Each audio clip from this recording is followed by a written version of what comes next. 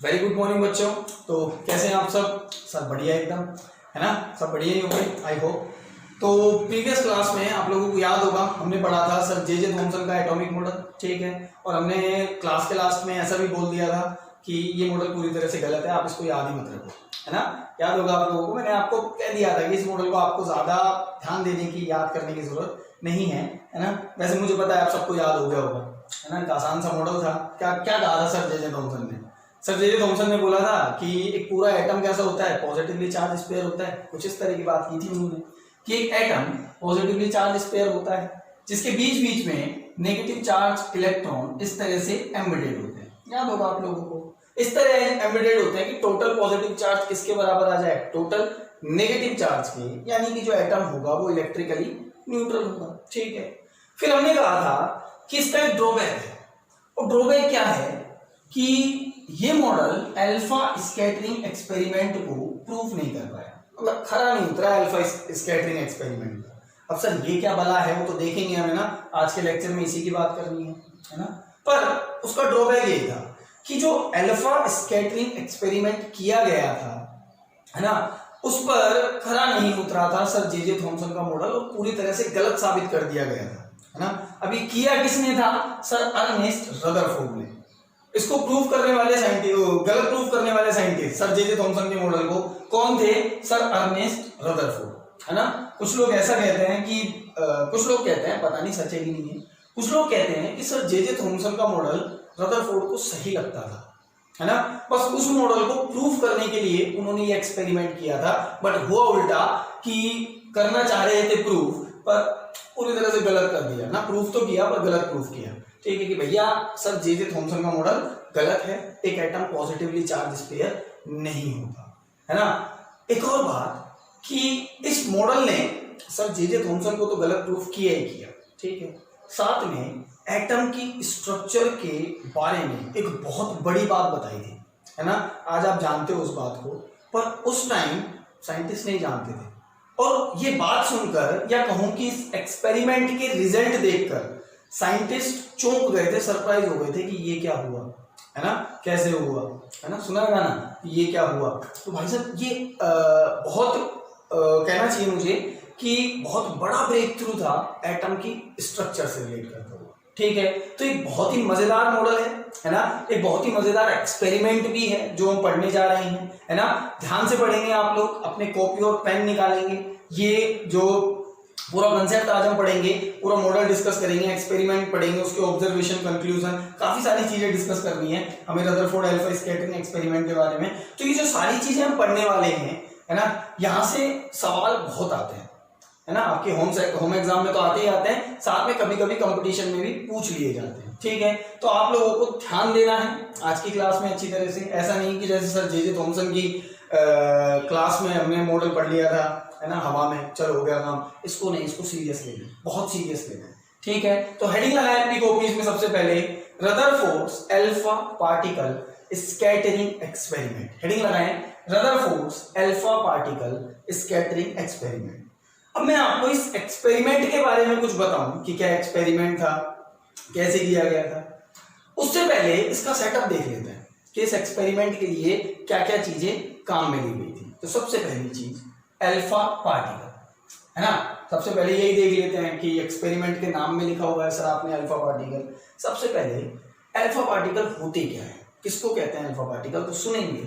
Alpha particles are the doubly charge, या ऐसा कहना चाहिए doubly positive charge helium atom. और कभी कभी इसको क्या लिख देते हैं, कभी कभी क्या हमेशा लिख सकते हो आप He2+ आयन। क्या लिख सकते हो? He2+ ion. अल्फा पार्टिकल की बात कर रहे हैं कि अल्फा पार्टिकल किसको कहते हैं? एक हीलियम में से 2 इलेक्ट्रॉन निकालने के बाद He2+ बनेगा, बिल्कुल बनेगा सर। उस He2+ को ही हम क्या बोलेंगे? Alpha particle. देखो जरा हीलियम के अंदर आप सब जानते हो कि 2 प्रोटॉन होते हैं और 2 इलेक्ट्रॉन होते हैं, है ना।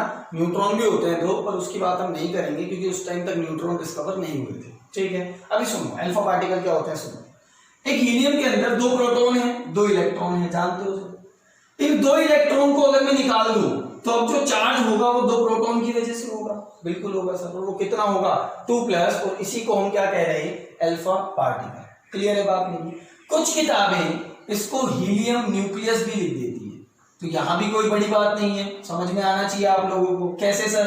अरे भाई आप जानते हो हीलियम जो होता है उसमें 2 इलेक्ट्रॉन होते हैं, है ना, और 2 प्रोटॉन होते हैं। प्रोटॉन कहाँ होंगे? बीच में, सेंटर में, जिसको हम क्या कहेंगे न्यूक्लियस। जानते हो आज की डेट में आप ये बात? ठीक है, उस टाइम तो नहीं जानते थे, आप तो जानते हो, है ना।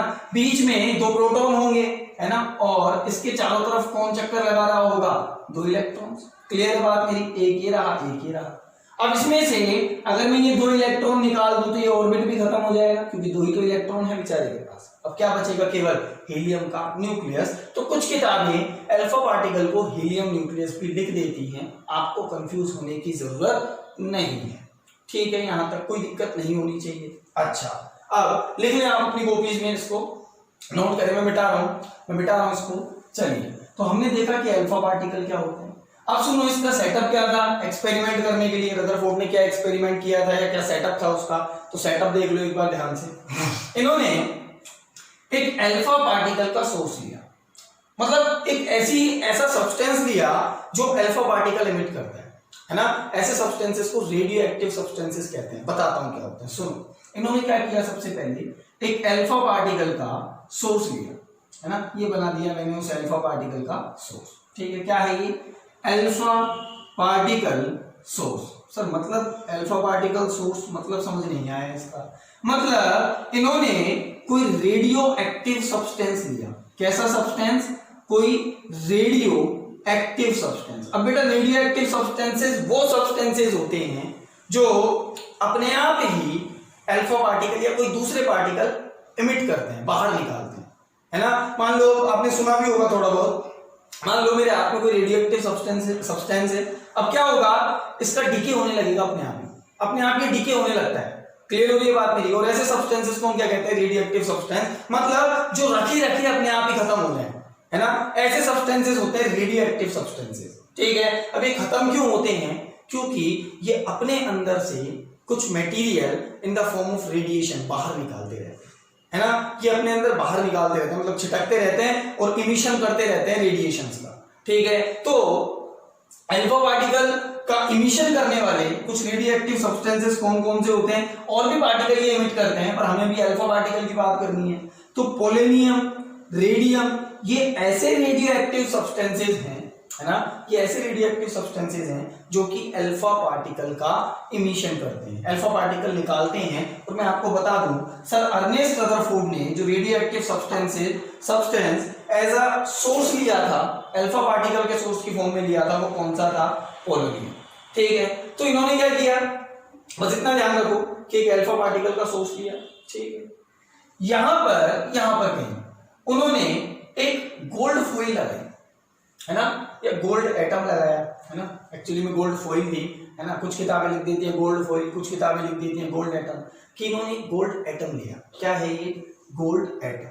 ठीक है, एक्चुअली बेटा बात सुनो ध्यान से, बात सुनो। क्यों कर रहा है वो ये एक्सपेरिमेंट? एटम की स्ट्रक्चर बताने के लिए। तो रदरफोर्ड को चाहिए था कि एटम जैसा ही कुछ, मतलब एटम जैसा ही बहुत छोटा पार्टिकल, है ना, जो कि नेक्ड आई से जल्दी से दिखाई ना दे, है ना, नेक्ड आई से बल्कि दिखाई ना दे, है ना। तो ऐसा कुछ ही चाहिए था उसको। अब उसको सबसे बेटर कौन लगा? गोल्ड। क्यों? क्योंकि गोल्ड सबसे ज्यादा मेलेबल होता है। अब ये क्वेश्चन पूछा जा सकता है कि गोल्ड एटम ही क्यों लिया? थ्योरेटिकल क्वेश्चन है कि रदरफोर्ड ने अपने एक्सपेरिमेंट के लिए गोल्ड एटम ही क्यों लिया? तो बहुत सीधी सी बात है, रीजन क्या है कि गोल्ड जो होता है वो हाईली मेलेबल होता है। हाईली मेलेबल से क्या मतलब है सर? हाईली मेलेबल मतलब कि ऐसा सब्सटेंस जिसको आप थिन शीट्स में कन्वर्ट कर सकते हो, और उसको एक ऐसी चीज चाहिए थी जो जितनी थिन हो उतना ही अच्छा है उसके लिए, क्योंकि उसको एटम जैसा कुछ चाहिए था, है ना। तो वो चाहता था कि मैं कोई ऐसी चीज लूं जो पतली से भी पतली हो, बहुत ज्यादा थिन है। क्लियर हो गई बात मेरी? उसे गोल्ड से बढ़िया कोई सब्सटेंस नहीं मिला। इतना क्लियर होगा? दो चीजें बताई मैंने आपको, एक उसने लिया अल्फा पार्टिकल का सोर्स, ठीक है, दूसरा उसने लिया एक गोल्ड एटम। क्यों लिया? क्योंकि गोल्ड हाईएस्ट मेलेबल होता है, इससे ज्यादा मेलेबल नहीं होता कुछ, ठीक है। तो इसको थिन शीट्स में आराम से बदला जा सकता है, वायर्स में भी बदला जा सकता है इसको, है ना। इतना क्लियर होता है। अच्छा, अब इसने क्या किया, एक और चीज की कि इस गोल्ड एटम के या गोल्ड फॉइल बोल लो, इसके चारों तरफ एक इस तरह से लेयर लगा है ना, मैं इसको मिटा रहा हूं यहां से, चारों तरफ एक लेयर लगा दी। अब ये लेयर किसकी थी, आपने पढ़ी हुई है, किसकी लेयर थी, इसी चैप्टर में बताया था मैंने एक चीज आपको, फ्लोरोसेंट मटेरियल है ना, मतलब जिन पर अल्फा पार्टिकल या किसी तरह के पार्टिकल पड़े तो वो चमकते हैं है ना, आई एम सॉरी, चमकते हैं है ना, इमिशन करते हैं लाइट का। अच्छा सुनो सुनो, वापस आओ, मैंने क्या कहा, उन्होंने एक लेयर लगाई किसकी, फ्लोरोसेंट मटेरियल की, फ्लोरोसेंट मटेरियल की। अब इस फ्लोरोसेंट मटेरियल की खास बात क्या थी कि जब कोई पार्टिकल इससे टकराएगा इस लेयर से तो यहां पर चमक उत्पन्न होगी, एल्यूमिनेशन होगा। क्लियर होती है बात मेरी, ठीक है, एल्यूमिनेट होती है ये लेयर, बार बार ऐसे चमकती है, ठीक है, जब कोई पार्टिकल इससे टकराता है। यहां जो इसने लेयर लगाई थी, ये लगाई थी जिंक सल्फाइड की।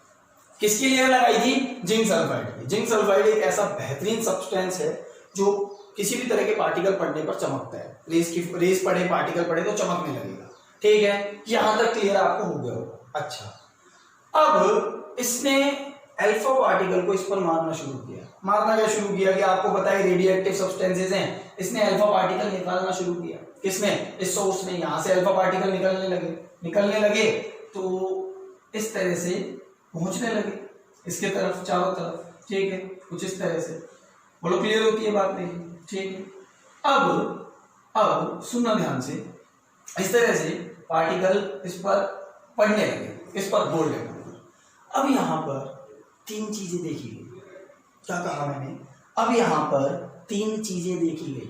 क्या क्या, तीन रीजन बनाए उसने इस स्क्रीन के। ये जो स्क्रीन लगाई है ना उसने फ्लोरोसेंट मटेरियल की, इसमें इसने यहाँ पे तीन पार्ट्स देखे है ना, अलग अलग। कैसे कैसे, सुन, इसने देखा कि एक पार्ट ऐसा है, मैं इसको ब्लू इंक से बना रहा हूं, एक पार्ट ऐसा है जो कंटिन्यूअसली चमक रहा है ना, मतलब इसने क्या किया, इसने अल्फा पार्टिकल मारने शुरू किए तो आई रिपीट कि उसको तीन पार्ट्स दिखाई दिए है ना। सबसे पहला पार्ट जो कि कंटिन्यूअसली चमक रहा था है ना, मतलब ये तो बुझ ही नहीं रहा था, ठीक है। अच्छा, इसको देखकर सर अर्नेस्ट रदरफोर्ड ने कहा कि ऐसा तब पॉसिबल है जब ये अल्फा पार्टिकल कंटिन्यूअसली यहां टकरा रहे हैं है ना। मतलब देखो ऐसा कब हो सकता है, जब कंटिन्यूअसली धमाधम अल्फा पार्टिकल बौछार हो रही है, भयंकर तरीके से धुआंधार मारे जा रहे हैं अल्फा पार्टिकल इस स्क्रीन पर, तभी तो ये चमकेगा। मैंने क्या कहा, ये चमकेगा जब ये चमकेगा कब, जब ये जो अल्फा पार्टिकल है ये टकराएंगे आगे, किससे, इस स्क्रीन से, ठीक है। ये लगातार चमक रहा था, मतलब धुआंधार यहाँ पर बारिश हो रही थी, किसकी, अल्फा पार्टिकल की। किस पर, इस स्क्रीन पर, और कितने रीजन पे, यहां तक। क्लियर हो रही है बात मेरी, ठीक है। ये थोड़ा बड़ा बना दिया मैंने है ना, कंटिन्यूअसली लगातार ऊपर भी आ रहे थे तो ऊपर भी है ना चमक रहा था, इस तरह से कंटिन्यूअसली एल्यूमिनेट हो रहा था, चमक रहा था। क्लियर होता है इतना, अच्छा, कोई दिक्कत नहीं सर। दूसरा रीजन क्या था, दूसरा पार्ट क्या था, किसने देखा कि कुछ अल्फा पार्टिकल ऐसे हैं जो किसी एंगल पर मूव है। मतलब सुनो मेरा मतलब क्या है, सुनो, इस स्क्रीन को थोड़ा बड़ा करते हैं। इसने देखा कि कुछ पार्ट ऐसा है यहां से कुछ पार्ट जो रह रहकर इल्यूमिनेट हो रहा है, रह रहकर चमक रहा है। मतलब नहीं समझ में आया सर, मतलब सुनो क्या मतलब था इसका, कि इसने कहा कि कुछ पार्ट ऐसा है या कुछ अल्फा रेज ऐसी हैं जो यहां आकर टकरा रही है ना, फिर रुक जा रही है, फिर थोड़ी देर बाद यहाँ आकर टकरा रही है, फिर रुक जा रही है। सिमिलरली यहाँ पर कुछ पार्ट ऐसा है ना, जहां पर अल्फा रेज आकर टकरा रही है और रुक जा रही है, यहाँ पर अल्फा रेज आकर टकरा रही है और रुक जा रही है, ठीक है। बात समझ में आ रही है मेरी, देखो सुनो मैं क्या कह रहा हूँ, सुनो आराम से सुनो। इसने क्या कहा कि कुछ पार्ट इस स्क्रीन का ऐसा है जो रह रहकर चमक रहा है। रह रहकर मतलब चमक जाता है फिर बंद हो जाता है ना, चमक जाएगा फिर बंद हो जाएगा, चमक जाएगा फिर बंद हो जाएगा। और ये वाला पार्ट कैसा है, जो कंटिन्यूअसली एलिमिनेट कर रहा है, कंटिन्यूअसली चमक रहा है। क्लियर हो रही है बात मेरी? अब ऐसा कब, जब लगातार कंटिन्यूअसली धुआंधार अल्फा पार्टिकल मारे जा रहे हैं, कहां पर, इस स्क्रीन पर। क्लियर है? और ऐसा कब होगा, जब रह रहकर पार्टिकल आ रहे हैं। अब अल्फा पार्टिकल की डायरेक्शन तो ये थी। क्लियर हो रही है बात मेरी? यहां पर मुड़ गए, मतलब कुछ डिफ्लेक्शन है ना, अभी समझेंगे, उसको समझेंगे। मतलब दूसरी चीज उसने ऑब्जर्व की कि कुछ पार्टिकल किसी एंगल पर डिफ्लेक्ट हो रहे हैं। पहली क्या थी कि मोस्ट ऑफ द पार्टिकल सीधे जा रहे हैं। अरे भाई, तभी तो ये पार्ट कंटिन्यूअसली एल्यूमिनेट हो रहा है। क्लियर हो? कंटिन्यूअसली तभी तो चमक रहा है। अरे देखो भाई, 3D में इमेजिन करो, ये अल्फा सोर्स है ना, यहां से देखो, ये अल्फा सोर्स, बीच में क्या रखा है, गोल्ड एटम। क्लियर हो रही है बात मेरी? और उसके पीछे क्या है, स्क्रीन। अब क्या हो रहा है, अल्फा पार्टिकल कंटिन्यूअसली जा रहे हैं। आपके दिमाग में पिक्चर बननी चाहिए, अल्फा पार्टिकल कंटिन्यूअसली जा रहे हैं। अब ये गोल्ड एटम है, इस गोल्ड एटम से सीधे, ठीक है, पीछे कहां टकरा रहा है, स्क्रीन पर। ये जा रहे हैं और कहां टकरा रहे हैं, स्क्रीन पर। ठीक है, कुछ अल्फा पार्टिकल ऐसे हैं, है ना, कुछ अल्फा पार्टिकल, ये कहूं कि ये जो स्क्रीन लगी हुई है ना, ये स्क्रीन कंटिन्यूअसली एल्यूमिनेट हो रही है एक डेफिनेट रीजन पर, है ना। और ये स्क्रीन एल्यूमिनेट हो रही है कभी कभी साइड्स में से, है ना, इस जगह पर। क्लियर हो रही है बात मेरी? अब क्यों हो रही है वो देखेंगे, अभी हो रहा है ऐसा बस। ठीक है, एक रीजन उन्होंने देखा, एक पार्ट उन्होंने देखा कि बहुत कम अल्फा पार्टिकल ऐसे हैं, बहुत कम अल्फा पार्टिकल ऐसे हैं जो यहां सीधे जा रहे हैं, है ना, और बिना किसी डिफ्लेक्शन के वापस भी आ रहे हैं। मतलब सीधे जा रहे हैं और बिना किसी डिफ्लेक्शन के वापस आ रहे हैं। मतलब किस एंगल पर, 180 डिग्री के एंगल पर। बात समझ में आ रही है? मतलब देखो, अब क्या है इसका मतलब, क्या है कि अल्फा पार्टिकल गया, एक अल्फा पार्टिकल गया, है ना, गया, टकराया, टकरा के वापस आ गया। किससे, गोल्ड एटम से। ये अल्फा पार्टिकल है, ये गोल्ड एटम है। अब ज्यादातर तो सीधे ही निकल रहे हैं, है ना, बीच में से, है ना, कुछ किसी एंगल पर डिफ्लेक्ट हो रहे हैं, है ना, और एक पार्टिकल ऐसा है जो टकराया और टकरा कर वापस आ रहा है। क्लियर हो रही है बात मेरी? ये तीन चीजें ऑब्जर्व की किसने, सर अर्नेस्ट रदरफोर्ड ने। और ये जो तीसरी वाली चीज थी, ये तो बहुत भयंकर थी। ये जो पार्टिकल आकर वापस टकरा कर वापस आ रहा था, ये तो बहुत भयंकर चीज थी, है ना। मैं फिर से आपको बता दूं, इन्होंने अपने एक्सपेरिमेंट में 3 ऑब्जर्वेशंस देखी। सबसे पहला कि most of the alpha particle, है ना, सीधे निकल गए थे, है ना, कैसे थे, स्ट्रेट। क्लियर हो रही है बात मेरी? ठीक है। सेकंड चीज इन्होंने ऑब्जर्व की, क्या, कि some alpha particles deflected at some angle. Clear हो रही है बात मेरी? कुछ एंगल पर डिफ्लेक्ट हो गए। देखो जरा, कोई एंगल बना रहा है पर्टिकुलर, बिल्कुल एंगल बन रहा है, पर्टिकुलर एंगल बन रहा है, तो कुछ अल्फा पार्टिकल डिफ्लेक्ट हो गए किसी एंगल पर। क्लियर होती है बात मेरी? ठीक है। Third, a very few alpha particle, very few, बहुत कम ऐसे थे जो सीधे गए, है ना, लगभग 20,000 में से एक, लगभग 20,000 में से एक, है ना, लिख देते हैं 1 आउट ऑफ 20,000। तो लगभग 20,000 में से एक पार्टिकल ऐसा था, a very few particle deflected back, और यानी कि कितने एंगल पर, 180 डिग्री। क्लियर होगी बात मेरी? मतलब कुछ अल्फा पार्टिकल थे, बहुत कम अल्फा पार्टिकल थे, 20,000 में से एक जो वापस आ गए 180 डिग्री के एंगल पर। क्लियर है बात मेरी? ये 3 चीजें उन्होंने ऑब्जर्व की इस एक्सपेरिमेंट के थ्रू। क्लियर हो रही है बात मेरी? ये ऑब्जर्वेशन थे रदरफोर्ड के अल्फा स्कैटरिंग एक्सपेरिमेंट के। और ये ऑब्जर्वेशन उन्होंने कैसे निकाले, ध्यान से सुनो, कैसे निकाले, ध्यान से सुनो, कि ज्यादातर पार्ट एलिमिनेट हो रहा था, है ना, चमक रहा था, मतलब अल्फा पार्टिकल सीधे आ रहे हैं। क्लियर है? यहां पर बीच बीच में चमक रहा था, है ना, रह के, तो इसका मतलब क्या था, इसका मतलब ये था कि यहां पर भी अल्फा पार्टिकल आकर टकरा रहे हैं, लेकिन कम है, इसके कंपैरिजन में कम है, इसीलिए मैंने लिखा some of the alpha particle. Clear हो रही है बात मेरी? ठीक है। फिर ये वाला पार्ट कैसे डिसाइड किया उसने, मैंने कहा कि ये वाला जो उसने ऑब्जर्वेशन डिसाइड किया, कैसे किया, कि ये वाला जो पार्ट था ये बिल्कुल डार्क था। इसने काफी बारीकी से ऑब्जर्व किया था इस पार्ट को, है ना, बहुत बारीकी से ऑब्जर्व किया था। ये वाला पार्ट डार्क था, यहाँ पर कोई चमक, कोई इल्यूमिनेशन नहीं हो रहा था, किसी तरह की कोई चमक नहीं थी। इसका मतलब यहाँ अल्फा पार्टिकल टकरा ही नहीं रहा, मतलब यहां से जो अल्फा पार्टिकल आया वो वापस चला गया उसी पर्टिकुलर एंगल पर, उसी पर्टिकुलर रास्ते पर। क्लियर है? यहां जो पार्टिकल आया वो वापस चला गया, तभी तो ये वाला हिस्सा कैसा था, डार्क। क्लियर हो रही है बात मेरी? ठीक है, उन्होंने ऐसा कहा था कि आएगा और आकर टकरा जाएगा। इसको देखकर बहुत सरप्राइज हुआ था सबको। ये जो पार्टिकल, ये जो तीसरा ऑब्जर्वेशन है ना, इसको देखकर बहुत ज्यादा सरप्राइज हुआ था सर रदरफोर्ड भी, और दूसरे साइंटिस्ट भी बहुत सरप्राइज हुए थे।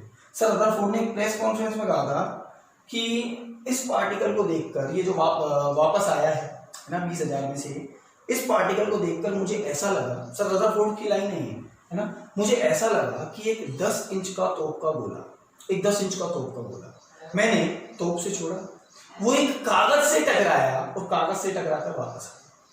ऐसा उन्होंने कहा था। ऐसा क्यों कहा था मैं आपको बता दूं, अल्फा पार्टिकल हाईली एनर्जेटिक होते हैं, बहुत एनर्जेटिक होते हैं, ठीक है, और पॉजिटिव चार्ज भी होता है इनपे 2+, ठीक है। तो उन्होंने कहा कि यहां से वापस आना, एक एटम ही तो है ना, यहां से वापस आना एक बहुत बड़ी बात है इतने हाईली एनर्जेटिक पार्टिकल को, है ना। मतलब ये तो ऐसा हुआ कि थप्पड़ मार के आ गए उसको, है ना, कि चल मैं यूं जो कुछ हूं, जा रहा हूं मैं वापस अपने घर।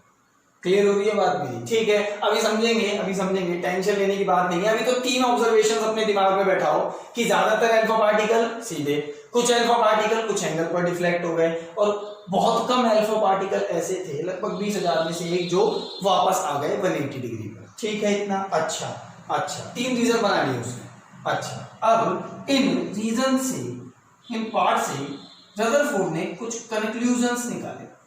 अब ये कंक्लूजन बड़े इंपॉर्टेंट है, ध्यान से सुनते जाना। ज्यादातर अल्फा पार्टिकल सीधे, मतलब ये एटम का जो पार्ट है जहां से अल्फा पार्टिकल जा रहे हैं वो खोखले, खाली है। एटम का मोस्ट ऑफ द पार्ट कैसा है, खाली। क्लियर हो रही है? अरे तभी तो अल्फा पार्टिकल सीधा जा रहा है। क्लियर हो रही है बात मेरी? ये रेस सीधी जा रही है, मतलब खाली है, यहाँ कुछ नहीं है। ठीक है, तो सबसे पहला कंक्लूजन उन्होंने क्या निकाला कि most of the alpha particle, conclusion ध्यान से पढ़ना, यहीं से मॉडल आएगा, है ना। Most of the alpha particles, I am sorry, most of the atom, ये space of atom is empty, खाली होता है ज्यादातर एटम। क्लियर हो गई बात नहीं? तभी तो अल्फा पार्टिकल सीधे आ रहे हैं। ठीक है, नंबर टू इन्होंने क्या कहा कि एटम में पॉजिटिव चार्ज भी होता है, एटम में नेगेटिव चार्ज भी होता है, दोनों बराबर अमाउंट में होते हैं। अब ये कैसे कहा उसने? सुनो दूसरा ऑब्जर्वेशन देखो ध्यान से। कुछ अल्फा पार्टिकल किसी एंगल पर डिफ्लेक्ट हो गए। अब ये क्यों हुआ होगा ये तो हमें एक्सपेरिमेंट से पता लग गया। यहाँ पर एल्यूमिनेशन हो रहा था, चमक रहा था ये वाला पार्ट, तो ये तो पता लग गया कि कुछ एंगल पार्टिकल जो है डिफ्लेक्ट होके इधर गए, कुछ पार्टिकल डिफ्लेक्ट होके इधर गए। ठीक, पर ये कैसे हुआ होगा? अब इसके 2 रीजन हो सकते हैं। कौन से? सुनो ध्यान से सुनो भाई। अल्फा पार्टिकल जो है आप जानते हो He2+ रेज होती है, या कह दो कि अल्फा पार्टिकल कैसा होता है, पॉजिटिवली चार्ज होता है कि नहीं होता। अब ये इस साइड मुड़ रहा, इसके 2 रीजन हो सकते हैं। कौन से? एक तो इसे यहां पॉजिटिव चार्ज मिला हो, रिपल्शन। क्लियर हो रही है बात मेरी? अरे भाई ये सीधा जा रहा था, इसने अपना रास्ता बदल लिया। अब इसके 2 रीजन हो सकते हैं। क्या कि एक तो इसे पॉजिटिव चार्ज मिला, ये पॉजिटिव ये जा रहा था। सुनो ध्यान से, ये पॉजिटिव चार्ज है, ये पॉजिटिव चार्ज है, ये जा रहा था, और दोनों के बीच में क्या होगा, रिपल्शन, इसने अपना रास्ता बदल लिया। ठीक है, तो इसने कहा कि 2 रीजन हो सकते हैं। पहला कि यहाँ इसको कोई पॉजिटिव चार्ज मिला होगा, इसने कहा हम तो जा रहे हैं, हमारे काम के नहीं हो, तो वो रास्ता बदल के इधर चला गया। क्लियर है बात मेरी? एक और रीजन हो सकता है कि यहां पर कोई नेगेटिव चार्ज हो।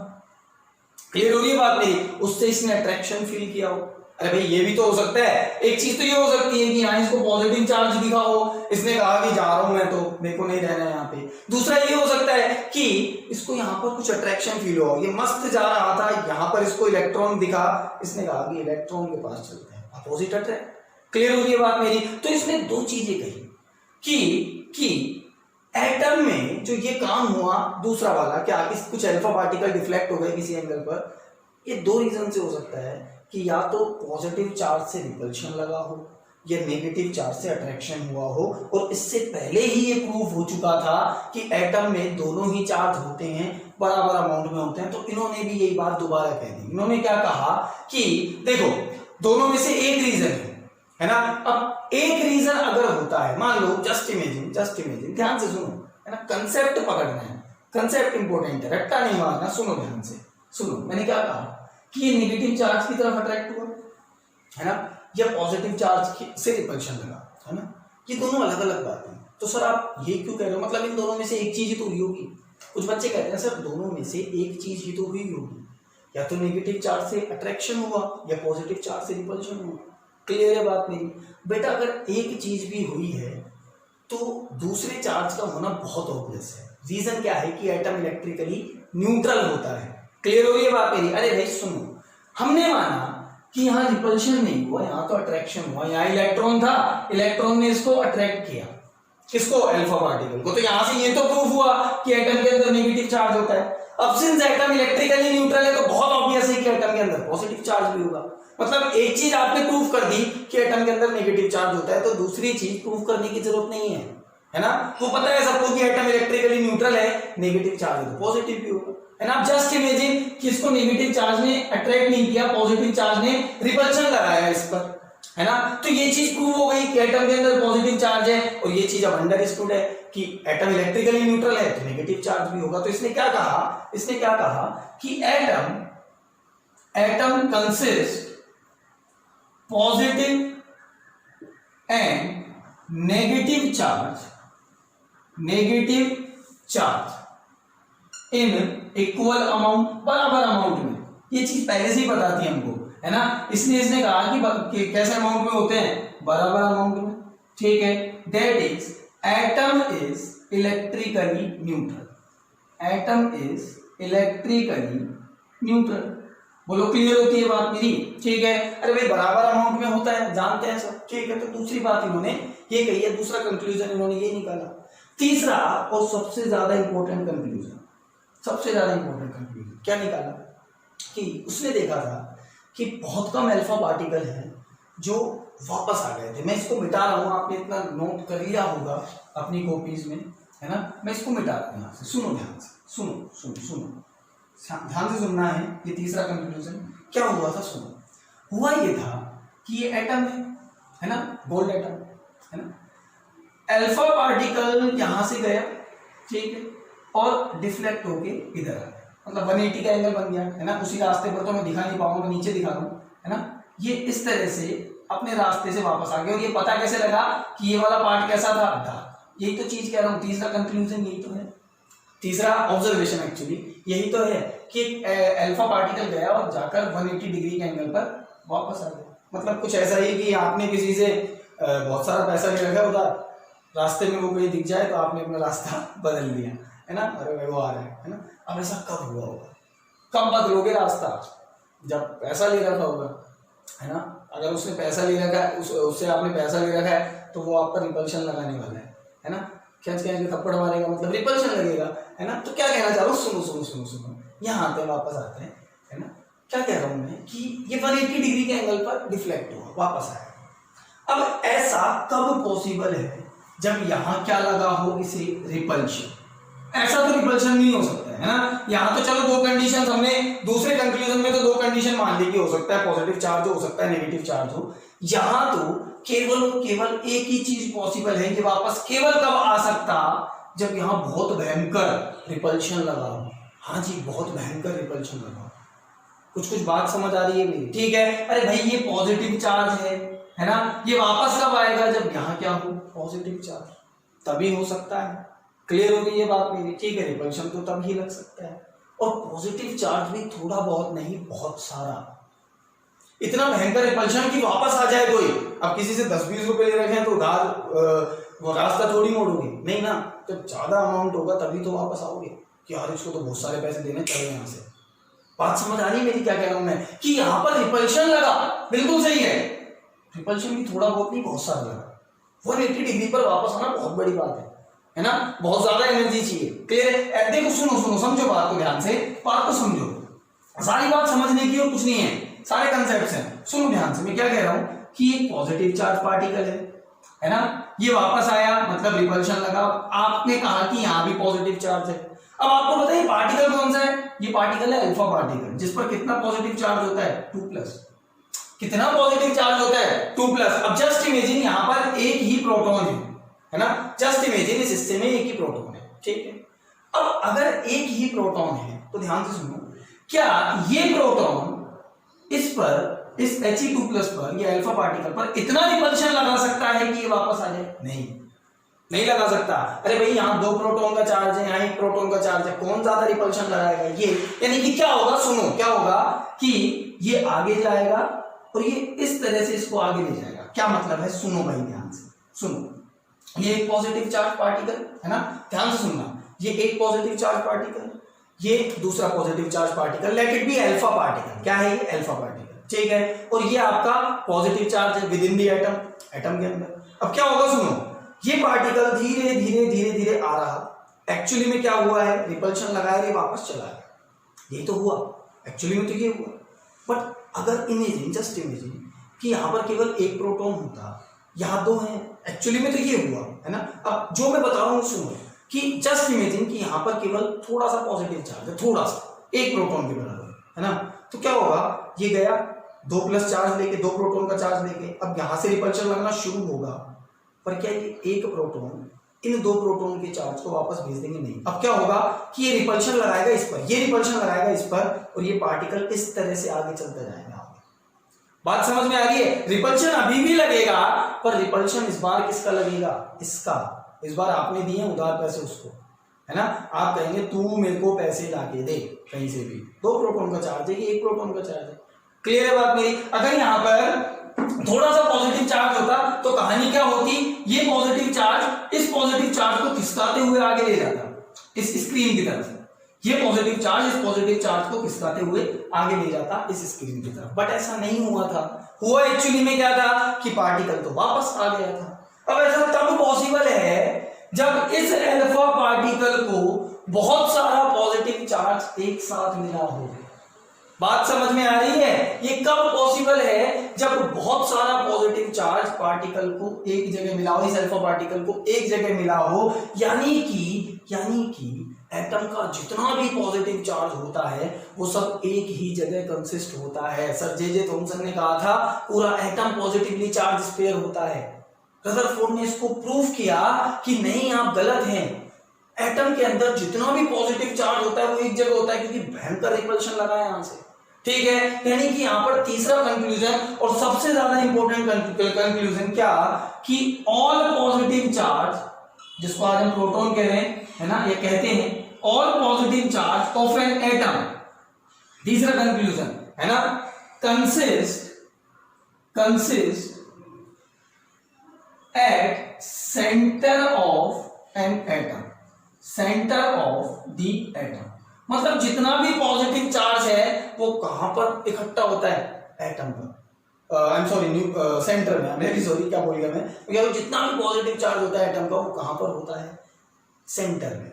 क्लियर होती है बात मेरी? ठीक है। ये तीसरा कंक्लूजन था किसका? सर अर्नेस्ट रदरफोर्ड का। और इन तीनों कंक्लूजन से उन्होंने अपनी एक थ्योरी दी, अपना एक मॉडल दिया, जिसको हमें देखना है। आई होप कि आपको ये अच्छे से समझ में आए होंगे, रीजन आपको अच्छे से समझ में आए होंगे, है ना। अरे 3 पार्ट बनाए उसमें, एक स्क्रीन का खेल था सारा, कि ए जो सबसे ज्यादा चमक रही थी, है ना। अब उससे क्या कंक्लूजन निकाला कि ज्यादातर पार्टिकल है, इसलिए सीधे अल्फा पार्टिकल आ रहे हैं, है ना। दूसरा उसने कहा कि कुछ अल्फा पार्टिकल डिफ्लेक्ट हो गए, वैसा तभी पॉसिबल है जब उन पर रिपल्शन लगा हो या अट्रैक्शन लगा हो इलेक्ट्रॉन का, या तो पॉजिटिव चार्ज का रिपल्शन या इलेक्ट्रॉन का अट्रैक्शन, ऐसा तभी पॉसिबल है, ठीक है। तो उन्होंने कहा कि दोनों ही तरह के चार्ज होते हैं। फिर तीसरा, कुछ अल्फा पार्टिकल वापस आ गए थे। सबसे ज्यादा भयंकर चीज यही थी, है ना। सीरियसली सबसे ज्यादा भयंकर और सबसे ज्यादा इंपॉर्टेंट चीज यही है कि एक अल्फा पार्टिकल ऐसा था जो वापस आ गया, है ना। उसने सबको हिला दिया था, ये क्या हो गया भाई। किसी ने उम्मीद नहीं की थी इस बात की सर जे थॉमसन के मॉडल देने के बाद, है ना, क्योंकि अल्फा पार्टिकल पर 2+ चार्ज होता है ना। अगर रिपल्शन लगता भी है तो वो लगाएगा भाई, वो लगाएगा एक पॉजिटिव चार्ज पर, है ना। यहां तो उस पर लग गया और इतना लग गया कि वापस आ गया, इतना लग गया कि वापस आ गया, मतलब पॉजिटिव चार्ज एक ही जगह कंसिस्ट है, ठीक है। गोल्ड के जितने भी प्रोटॉन है सब ने उस पर क्या लगाया है, रिपल्शन, है ना। आपको पता है गोल्ड के अंदर 79 प्रोटॉन्स होते हैं, एक्चुअली में उस अल्फा पार्टिकल पर उस जगह से 79 प्रोटॉन्स के बराबर रिपल्शन लग रहा था। क्लियर हो गई है थोड़ी थोड़ी बात मेरी, ठीक है। तो यहां तक आपको क्लियर हुआ होगा। अब इन सारी चीजों को मिला के सर अर्नेस्ट रदरफोर्ड ने अपना एक मॉडल दिया, है ना, जिसमें गलती भी है, एक सक्सेसफुल मॉडल था पर कुछ ड्रॉबैक भी थी, ठीक है। तो एक मॉडल दिया, है ना, जिसको हम रदरफोर्ड मॉडल के नाम से पढ़ते हैं। तो हेडिंग डालेंगे आप अपनी कॉपीज में, atomic model of Rutherford. In conclusion से दिया उसने, कुछ नया खास नहीं है इसमें, है ना, समझ में आ जाएगा आपको, तो लिखना है बस उसे, है ना। तो हेडिंग लगाएंगे आप अपनी कॉपीज में, atomic model of sir Ernest Rutherford या रदरफोर्ड्स एटॉमिक मॉडल, ठीक है, लगाएंगे हेडिंग। तो सबसे पहली बात जो मैं अभी लिख के आया हूं, इसने एटॉमिक मॉडल में क्या कहा कि most of the part of an atom is empty. ये तो बात सही है, of an atom is empty, खाली है, खोखला है, कुछ नहीं है एटम के ज्यादातर पार्ट में, ठीक है। सेकंड चीज इसने कही, सेकंड चीज कि total positive charge of an atom, ये सबसे ज्यादा इंपॉर्टेंट थी, of an atom concentrate at the centre of atom. जितना भी पॉजिटिव चार्ज है सब कहां पर है, एटम के सेंटर में, और उस सेंटर को इन्होंने एक नाम भी दिया था न्यूक्लियस, है ना। इससे पहले हम न्यूक्लियस की बात नहीं करते थे, है ना। सबसे पहले रदरफोर्ड ने किसके बारे में हमको बताया, न्यूक्लियस के बारे में। एक बार क्वेश्चन आया हुआ है जेई में, कि जेई में आया हुआ है, यानी AIEEE में आया हुआ क्वेश्चन है कि न्यूक्लियस की डिस्कवरी किसने की थी, है ना। तो न्यूक्लियस की डिस्कवरी का क्रेडिट किसको जाता है, रदरफोर्ड को। क्लियर होती है बात मेरी। न्यूक्लियस के बारे में सबसे पहले किसने बताया था, सर अर्नेस्ट रदरफोर्ड ने। तो इन्होंने क्या कहा कि एक एटम है, ये पूरा एटम है, उसके जितना भी पॉजिटिव चार्ज है सब कहां होता है, उसके सेंटर में, यहां। क्लियर है, जिसे हम क्या कहते हैं, न्यूक्लियस, है ना। इन्होंने एक और बात कही कि साइज ऑफ, ये क्या है, न्यूक्लियस, ये क्या है, न्यूक्लियस, और ये पूरा क्या है आपका एटम। तो यहां से एक बात पता लग रही है कि size of nucleus is very small then compare to the atom. Clear हो रही है बात मेरी कि न्यूक्लियस का साइज बहुत छोटा होता है एटम के कंपैरिजन में, है ना। जबकि रदरफोर्ड जे थॉमसन क्या कह रहा था कि जितना बड़ा एटम होगा उतना ही उसमें पॉजिटिव चार्ज होगा। क्लियर हो रही है बात मेरी, जबकि यहाँ पॉजिटिव चार्ज कंटेन करने वाला न्यूक्लियस बहुत छोटा सा है। क्लियर हो गई बात मेरी। मैं आपको बताऊं अप्रोक्सीमेट अगर मैं बात करूं तो न्यूक्लियस का साइज होता है 10⁻⁻15 मीटर, इस रेडियस का होता है, ठीक है। और एटम का साइज होता है किस रेडियस का, 10⁻⁻10 मीटर। क्लियर हो रही है बात मेरी। आपको यहां से नजर आ रहा होगा कि एक एटम एक न्यूक्लियस के कंपैरिजन में 1 लाख गुना बड़ा है। क्या कहा मैंने, एक एटम एक न्यूक्लियस के कंपैरिजन में 1 लाख गुना बड़ा है। अरे ये 10⁻⁻15 मतलब 0.15 जीरो फिर 1। क्लियर हो रही है, 14 जीरो फिर 1, यहाँ पर 0. फिर 9 जीरो फिर 1। क्लियर हो रही है बात मेरी, ठीक है। तो बड़ा कौन, एटम। कितना बड़ा, न्यूक्लियस के कंपैरिजन में अप्रोक्सीमेट 1 लाख टाइम, ठीक है। कुछ किताबें तो ये भी लिख देती हैं कि फुटबॉल देखते हो ना सब, अरे सब देखते हैं सर, है ना। तो फुटबॉल में जो फुटबॉल का ग्राउंड होता है ना, उसको आप मान लीजिए एक एटम, और बीच में रख दीजिए फुटबॉल, उसको आप मान लीजिए न्यूक्लियस। क्या कहा मैंने, समझ में आया आपको कि एक फुटबॉल का ग्राउंड है, उसके बीच में आप फुटबॉल को रख दीजिए, वो न्यूक्लियस है, और पूरा ग्राउंड क्या है आपका, एटम। क्लियर है बात मेरी। कितना बड़ा होता है एक एटम किसके कंपैरिजन में, न्यूक्लियस के कंपैरिजन में 1 लाख टाइम बड़ा होता है।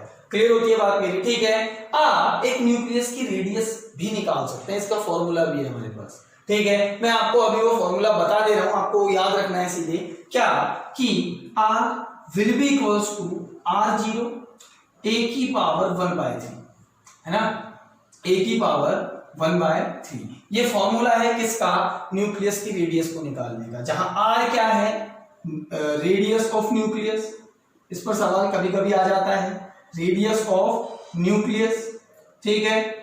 और R0 क्या है, कांस्टेंट, जिसकी वैल्यू क्या होती है 1.1 इंटू 10 टू दी पावर -13 से 1.4 इंटू 10 टू दी पावर -13, ठीक है। और ए क्या है, ए है mass number of atom, mass number of an atom, जिस एटम की आपको रेडियस निकालनी है। अरे जस्ट इमेजिन आपको नाइट्रोजन का न्यूक्लियस का रेडियस निकालना है, आपको नाइट्रोजन के न्यूक्लियस का रेडियस निकालना है, तो क्या करोगे आप, कैसे निकालोगे, R will be equals to R0, ठीक है। R0 की वैल्यू गिवन होगी आपको, है ना, क्वेश्चन में इसके बीच में होगी, अगर ना हो गिवन तो कौन सी वैल्यू रखनी है, गिवन, ठीक है। तो R0 रख दिया मैंने, है ना। मास, नाइट्रोजन के एटम का मास कितना होता है, 14 की पावर 1/3। मास नंबर रखना है, ध्यान रखना, है ना, एटम का मास नंबर रखना है। क्लियर हो गई बात मेरी, ठीक है। यहाँ लिख देता हूं मैं मास नंबर, क्लियर होती है बात इतनी। ए क्या है, मास नंबर। तो इस तरह से आप किसी एटम की रेडियस भी कैलकुलेट कर सकते हो, ठीक है। किसी न्यूक्लियस की, I am really sorry, nucleus की रेडियस कैलकुलेट कर सकते हो। क्लियर है, एटम की नहीं, न्यूक्लियस की रेडियस निकलेगी इससे, ठीक है, इतना। अच्छा, तो सेकंड चीज क्या थी, सेकंड चीज यही थी कि टोटल पॉजिटिव चार्ज जो होगा एक एटम का, छाप लेना इसको जो मैंने लिखा था यहाँ पे, टोटल पॉजिटिव चार्ज जो होगा एक एटम का वो सेंटर में होगा, और उसको हम क्या कहेंगे, न्यूक्लियस। और न्यूक्लियस का साइज एक एटम के कंपैरिजन में बहुत छोटा होता है। क्लियर होती है बात मेरी, मैंने दोनों को कंपेयर करके भी आपको दिखाया। अब तीसरी चीज जिसने इसकी जिंदगी खराब कर दी, जिंदगी खराब कर दी मतलब मैं कह रहा था ना अभी कि ड्रॉबैक थी इसकी, है ना। तीसरी चीज इसने क्या कही थी कि नेगेटिव चार्ज इलेक्ट्रॉन, इनका तो बताओ ये कहाँ पे है, आपने प्रोटॉन का तो बता दिया, मान लिया आपकी बात, नेगेटिव चार्ज इलेक्ट्रॉन का बताओ। तो इन्होंने यहां पर एक अजम्पशन बता दिया, क्या, कि जो नेगेटिव चार्ज इलेक्ट्रॉन्स हैं, electrons are revolving around the nucleus, around the nucleus, ठीक है। इन्होंने क्या कहा कि जो नेगेटिवली चार्ज इलेक्ट्रॉन होंगे वो न्यूक्लियस के चारों तरफ रिवॉल्व करते हैं, और जिस जगह ये रिवॉल्व करते हैं उन जगहों को हम क्या कहते हैं, ऑर्बिट्स। उन्होंने इन जगह को क्या नाम दे दिया था, ऑर्बिट्स। क्या कहा इन्होंने, सुना कि टोटल न्यूक्लियस का पॉजिटिव चार्ज ये रहा, जितना भी पॉजिटिव चार्ज है सब न्यूक्लियस में, और इसके बाहर कुछ रास्ते बने होंगे, कुछ सर्कुलर पाथ होंगे जहां पर कौन मूव करेगा, नेगेटिवली चार्ज इलेक्ट्रॉन्स। क्लियर हो गई बात मेरी, कौन चारों तरफ घूमेगा, इनके नेगेटिवली चार्ज इलेक्ट्रॉन। और यही बात मरवा गई इसको, मतलब इसी से खासे ड्रॉबैक निकल के आए किसके, सर रदरफोर्ड मॉडल में, है ना। मतलब आज के टाइम में ये बात भी कुछ हद तक सही है ना, मतलब पूरी तरह से सही नहीं है ना। केवल इतना लिखना कि नेगेटिव चार्ज इलेक्ट्रॉन जो होंगे न्यूक्लियस के चारों तरफ रिवॉल्व करेंगे, है ना, इन कंसंट्रिक पाथ, पूरा लिख देते हैं, एक minute, negative charge electron revolving around the nucleus in circular path, ऐसा लिखना चाहिए, in circular path called nucleus. पर पूरी तरह से ये बात सही नहीं है। अब आएगा आगे नील्स बोर के मॉडल में, है ना, घबराओ मत, है ना।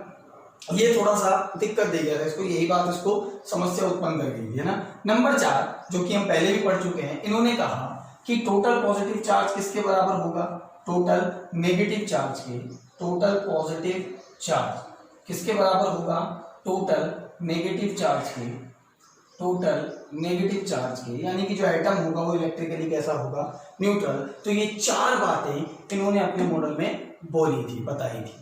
क्लियर होता है इसका, ठीक है। आपको हर एक चीज यहां तक क्लियर होनी चाहिए, अगर एक छोटा सा भी डाउट आपको होता है तो आप मुझसे पूछ सकते हैं। क्लियर है इतना।